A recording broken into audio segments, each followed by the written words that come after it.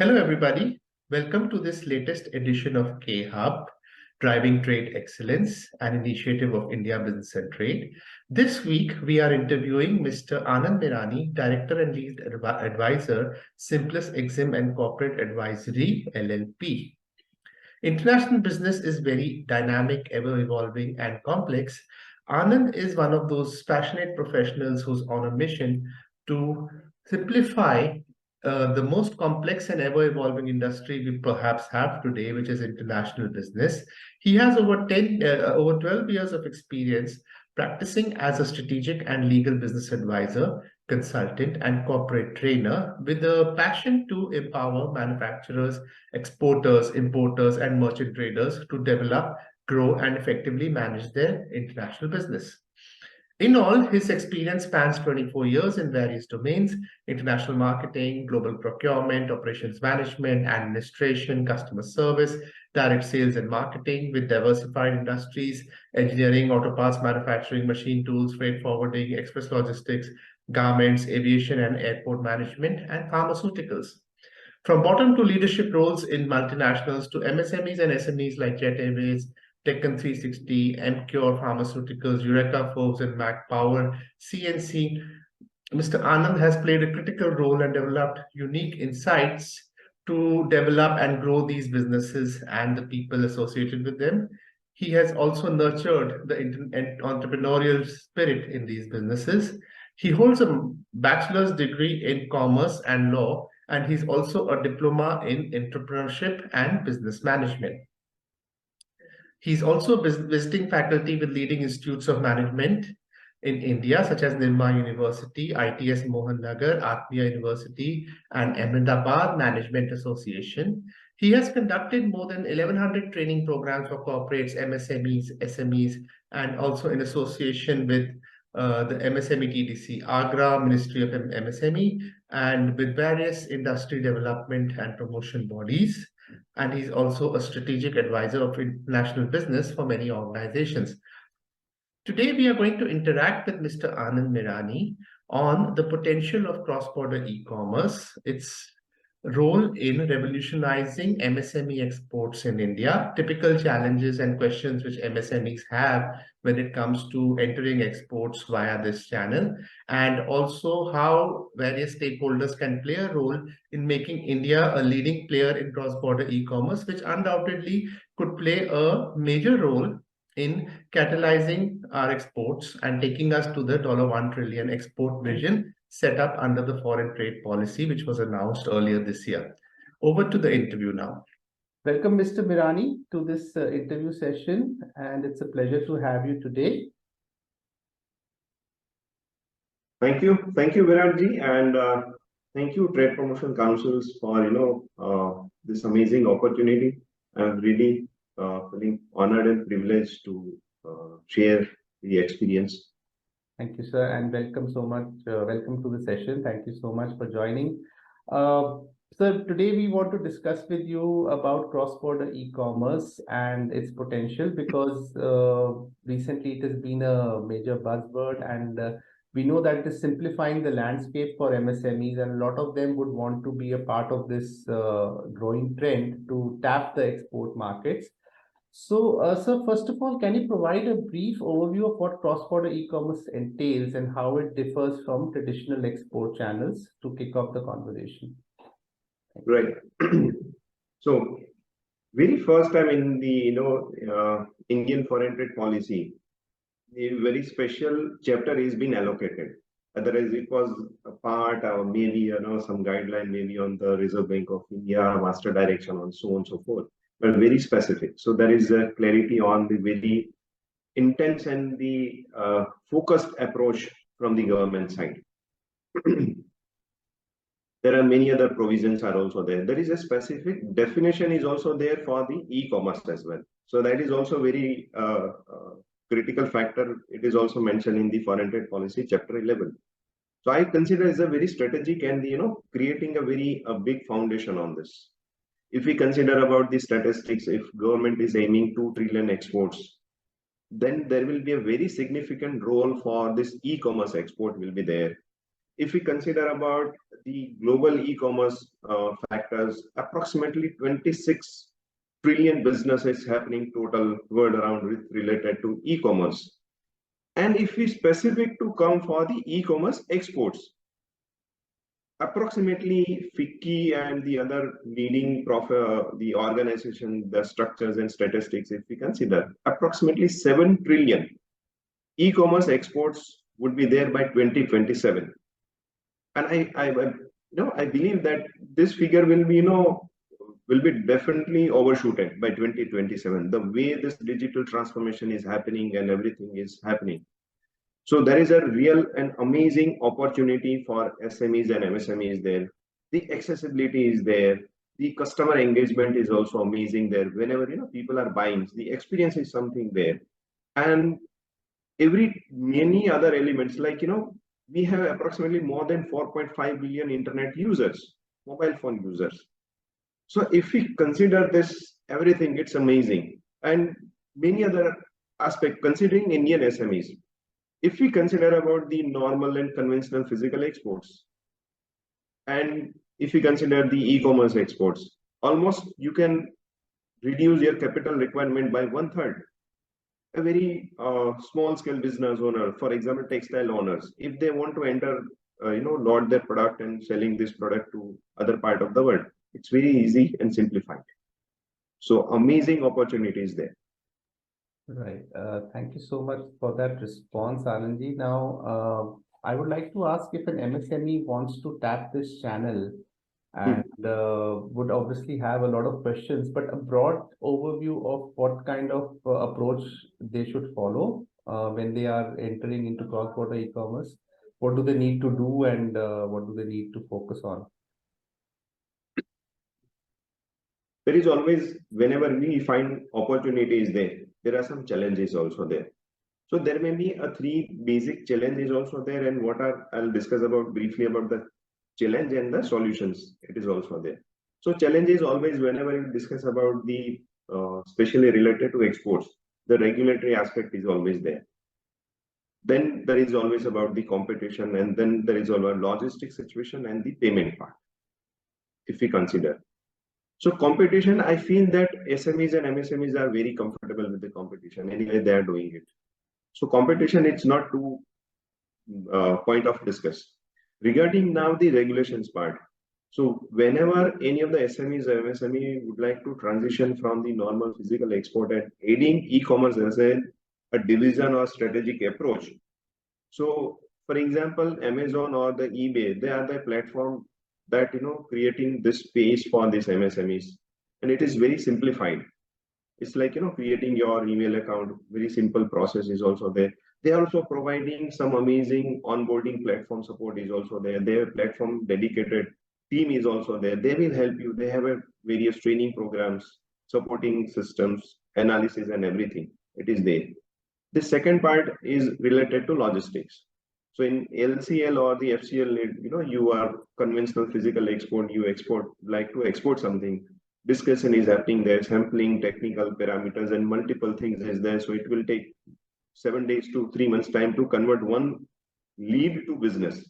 Here you are just putting up some product, person sitting in Germany, click the product, pay the payment, and everything is there. You get the message, logistic company will come, forwarding company will come, take your product, they will do everything. You will get the payment from the third party.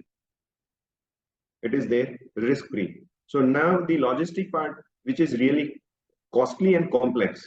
If I want to send one, for example, this blazer or the waistcoat, it is very complex to send. The logistic cost is too high to exporting this.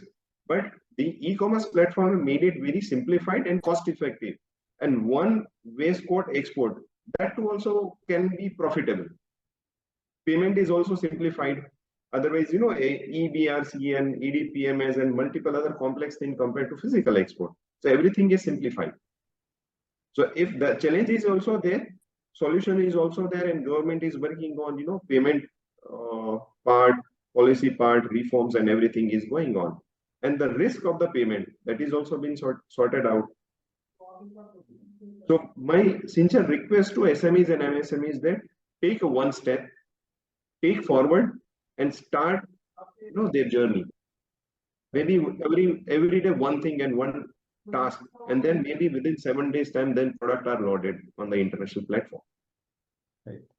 Right, interesting. Actually, I was just thinking about the district as an export hub initiative of the government and how they are trying to tie it into e-commerce exports. What is your view on that initiative and how it could, help us achieve the $1 trillion target which we are envisaging? It is, I think, a really, I can say for last more than 10-15 years, or I'm associated with the international business. This district hub, it's going to be worth like anything. For example, the area where I'm working, the Bandri saris, it's really amazing. One Bandri karigar or artisan is there. They were struggling like anything. They may be supplying this product to maybe merchant exporter, and they are adding their value, and they may not be getting the respect, value, and the commercial aspect as well. Now sitting maybe in some part of any other part in maybe in Kutch or Bhuj, very remote area, but yes, they can load the product. The people train in the local language as well, in Hindi as well. So onboarding is there. And corner, I know one person based in Gandhidham. He just specialized in manufacturing double X and triple X and all extra size products. Now he's exporting his product globally. So this district hub and everything, it's India having a very rich heritage of every corner, every part of the world, part of India is known for specialized product, and now every product is able to reach every part of the world. So this is a breakthrough for, and yes, you rightly mentioned that it is going to be a big role in achieving 1 trillion target. Right. And Mr. Mirani, what do you think about the digital infrastructure and skilled workforce? Does it require any significant upgrade for MSMEs? Obviously, it is much easier than conventional channels, but to participate in cross-border e-commerce, do they need to really evolve their infrastructure and workforce capabilities? And how do they do that? Since anyway, the normal commerce and e-commerce, the moment puts we in front of anything, then the electric and electronics and everything is there. So yes, technological investment, it's really need. Without that, people cannot explore and people cannot enter into this zone only. And I personally believe that SMEs and MSMEs, the adaptability and the agility is there. So they are very, and the decision-making process is very something different to compared to corporates. But yes, they need to understand the importance of the investments, right? Tools and technologies. They have to explore some of the tools like cloud computing and many other cost-effective solutions. If they involve themselves, get trained and get help, and they should invest in themselves as well in terms of seminars, training programs, or like platform like trade promotion councils organizing amazing training programs, hand-holding programs, Q&As are there in every session. So they have the first-hand experience also there, and many other things. Especially the other part of the business and the game. I personally believe that business, it's all about the team spirit and team sports. They should also invest in the team as well with the people. So they should also get the skills, and anyway, this is the new business, new model. So learning is a lifetime journey. So if they invest in the technology and invest in the skills and everything, definitely there is a real scope. Right. Indeed, that's very inspiring. In fact, I would like you to share some notable case studies or success stories which you feel where Indian MSMEs have utilized cross-border e-commerce. I ask this in the context of something else also, because we have always talked about the challenge that Indian companies are commodity exporters. Being MSMEs, they do not necessarily like to invest in brand building, etc. Yeah. Can cross-border e-commerce also help them bridge that gap and try to build some global brands? And we've seen some actually, I think, come up in the past 2 years. which have made some like T-Box. I remember an example which I came across, which has built brands across borders and become a direct D2C kind of brand in Right. markets. So in that context, would you like to share some case studies or how you feel they can go about branding themselves in overseas markets? Right. So as you rightly mentioned that India, the conventional image is it's about, we are the commodity exporter or the part and component, but we are not, able to sell as an, the product or the, like whatever the leading brand. So if the Indian SMEs and MSMEs, change the perspective related, it's like, investing time, energy on this. We need to also understand about the importance of the packing and packaging as well. The importance of the packaging, it's something really amazing. And if we observe that what are the leading brand and the normal product or commodity, is the difference about the not about maybe the product quality is same. The packing and packaging is also distinguished from the normal product to a brand. And I observe that people are investing into it. There are many of the small scale from the tier 3 cities product is also have the amazing packing and packaging ideas they have. And if we consider that approximately there are some of the programs conducted by Amazon and the eBay, more than 1 lakh exporters out of India, they are selling amazing products almost more than 150 countries. If we consider that every 5 seconds, the imitation jewelry is being sold. Musical instrument is there. Sports goods are there. Textile is there. Garment is there. And many other, toys are there. India was a, importer of the toys, and now we are on the next trajectory. So yes, there is an opportunity for each and every category of Indian industries for the global market, and it's really people are in the globe is it's waiting. We just need to explore it. Actually, these are the categories where India probably is also boosting its brand image over time. Right. More and more exports are happening. Right, sir. It's been really great interacting with you. I just have one final question regarding the major gaps, if you feel, in the policy or infrastructure ecosystem for India that we need to address to capitalize on cross-border e-commerce for trade. Is there some what is our present status in terms of preparedness, and what do you have any suggestions? Yes. First, I really, appreciate that Government of India came up with the policy, specific policy. And whenever we have the specific policy, so yes, it will be there. Some challenges will be there. Transition will be there. I feel that we are in the transition phase of, next big momentum. And there are some learning from the, from the SME side as well, and maybe some learning from the government side as well. And I feel this policy changes. It's not, it's like, now we have the fixed policy now. But I think the international business, it's very dynamic. So we cannot say this policy is now okay. Because the moment we may have decided the policy structure considering the size of volume, dimensions, or many other things, by the time the business volume is increases. So maybe the policy is not matching what the business is growing. So it's ongoing process.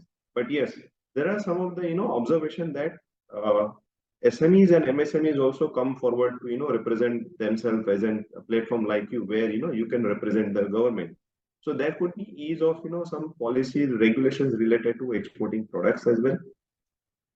Ease of some still there is a really good thing and situation related to the, we can say, about payment transactions, but still there is a if we can more simplify the payment transactions.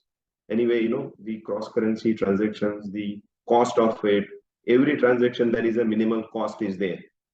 So how we can reduce those kind of things and how we can incentivize this. What I observe that there is a specific provision in foreign trade policy. Whenever I'm meeting with any of the SMEs and MSME, hardly 7 to 12% people are aware about e-commerce exports. So how we can have disseminating of this policy, provisions, benefit, and how we can incentivize this. maybe in multiple, it's not always about the commercial aspect. So that will help the, leveraging this amazing opportunity. Right, right. Right, sir. I think that ends a very, very interesting and engaging interaction we had today. I'm sure it's the first of many because there is so much that we need to dig into this topic, and I think this is a good start. And thank you so much for your time to present your views and your insights from your very rich experience, which will undoubtedly be helpful to our audience. And I'm sure there'll be questions which we'll address to you after this session goes live. Thank you so much, Mr. Mirani, for your time. Yeah, thank you, Viratji. Thank you very much for this. Thank you.